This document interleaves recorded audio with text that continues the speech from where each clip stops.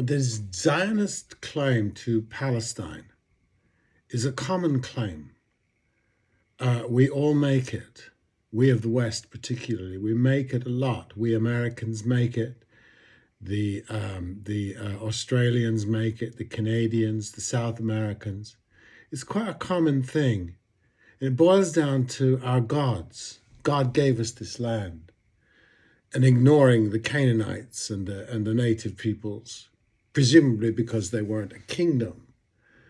The European claim to the Americas and Australasia is also a divine mandate, ignoring the indigenous because they weren't a single kingdom or some other reason, idol worship, a papal bull, a discovery doctrine. It is not complicated. It is the ethnocentric and theocratic common ground that causes one to support the other. So Western world, Europe, the United States, all support Zionism. And it's totally understandable.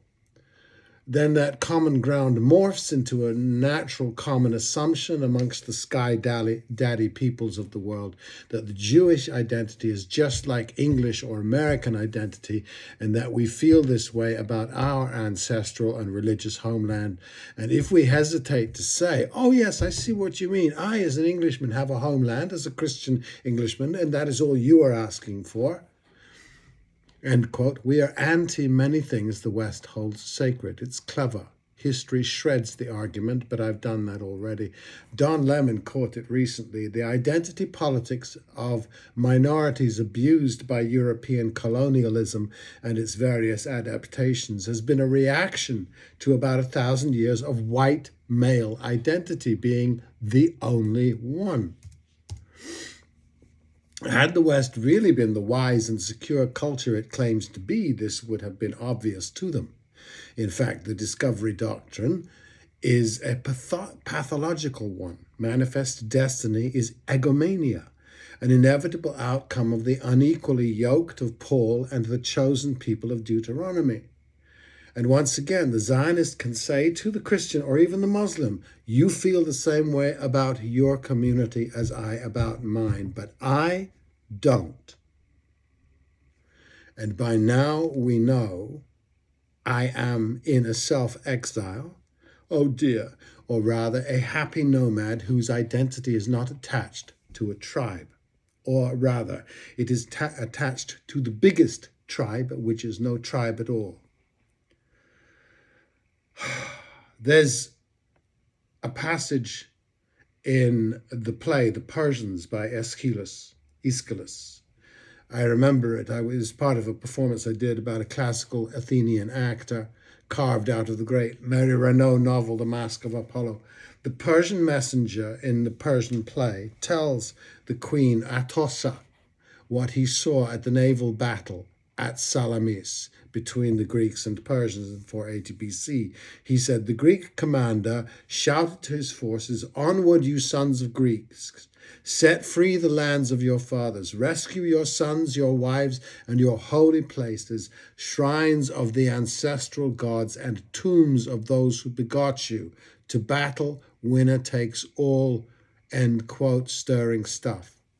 Salamis was a sea battle in the Bay of Salamis, south of Athens. The lands of your fathers was Athens, which the Persians had sacked and occupied recently previous, full of holy places, shrines, and tombs of ancestors, a homeland. The Persians at Salamis must have had a different battle cry. To be clear, the Athenians were not indigenous to Attica. They knew it. They admitted it. They were outsiders who had invaded with holy places and tombs of fathers nonetheless. As far as I understand it, the Persians were invading Greece to subdue her, to conquer and rule, I guess, demand tribute of, etc. This was the way back then. Greece would have become a vassal state, and as things went in those days, it would have been tough in places, but they would have remained Greek, speaking the language. They would have kept their shrines and holy places. Years later, Alexander conquered the Persian Empire and more, built some cities, but apparently the cultural exchange was mutual. Asian satrapies were given to Asians to rule unless they revolted. Languages and gods, shrines and holy places were left Persian. The Greek battle cry at Gaugamela would not have been the same as at Salamis. There were not significant Greek holy places that far into Asia. It was not the land of their fathers. They were invaders and they knew it. There was no conversion, papal bull, no discovery doctrine, no manifest destiny. It was out and out invasion for gold and revenge, and it was what Alexander was good at. And strangely, he is much admired in the territories he took today. And he is hated, too, usually by the upper class. The facts on the ground are impossible. There will only be contrasting fictions, but that is history. But he did not claim the souls of the conquered and did not commit genocide. The colonial Europeans, on the other hand, the sheer presumption of the discovery doctrine is one of a kind. Would it fly today? I think it still does, but in a sugary form. The presumption of right and supremacy is still with us. If one of the great but impossible ifs, if Columbus had actually got to where he had intended, India or China, the European would have run right into a similar lot, who they knew anyway from the land route. Marco Polo had got there 200 years before Columbus's attempt, and he was late. As far as we know, there had been contact and trade back into the BCs. They would have been confronted with civilizations like their own, imperial, warlike, with wheels and gunpowder. The European Christian found the Americans in various stages of nakedness in the Caribbean, and naturally, as Christians, consumed by their superiority to all things, all other peoples, thought the natives subhuman. We only do this, create myth and develop science to prove this reality, because, unfortunately, we have a bizarre feeling of inferiority, of unnaturalness.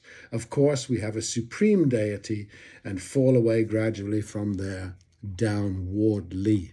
The modern person generally will take pride in their heritage and what their tribe or civilization has given to the world, their achievements, so it must be important to them. Pride, I mean, in what was done by somebody else some time ago.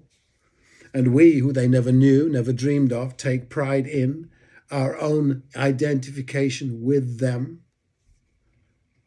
This can be understood as a narcissism, not entirely bad, and seems to be the cliche that swells 1,000 hearts, but I'm pretty sure it is a stand-in for something deeper and more useful. In other words, those proud of ancestors' achievements probably have few of their own. And when one achieves something of note oneself, perhaps this identification fades a tad. I can't tell. I do not feel the identification. When an Arapaho speaks about it, I understand it. As an ancestor veneration, I will never share, but admire on the evidence of the ancestors' descendants I have encountered, which is not many, and I expect to find some duds, and I didn't. That impresses me. I used to joke when I was young and doing something difficult and laborful that my people built Stonehenge, and they did. But I'm not a druid, or whatever version of pagan those builders were. I'm only human, like them. I saw a small piece of film of a man in Papua New Guinea dressed in a costume and doing a dance that looked like some great bird. Stopped me in my tracks, away from the trivia of my day. The dance was incredibly beautiful, but something else to it was holy, and part of me recognized it. I have danced too, like my ancestors, druid or pagan or what. The only religion I saw was the dance and the eerie accompanying sound that might be music. I was thrilled to see this dance and others like it. Would I have felt that extra pride if I was Papuan? Why not? And I understand the Highlanders in their reels. I do. I just admire them. So I am in truth a prideless admirer of others, brutal. Though I am known as prideful, and I accept the charge, I am that. I am proud what I have done, not someone I didn't know. My people preserved no dancers. they rather disapproved of them and definitely ignored the body that did the dance and were proud of that. But I've done the dance, the religious one that is bound to no ancestry, and it is not in any ancestry I could trace. My grandparents did not do that dance, nor my great-greats. And once one does it, no matter how far removed, one misses it. And I've done the dance on the stage and in dreams, alone.